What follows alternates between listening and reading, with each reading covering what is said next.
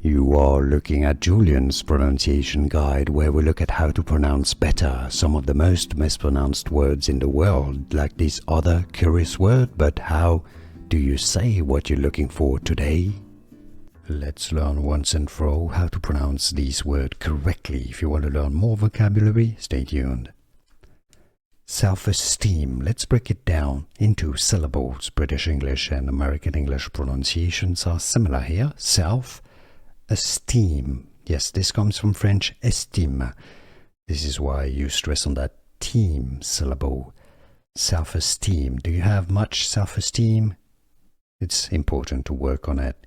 Self-esteem.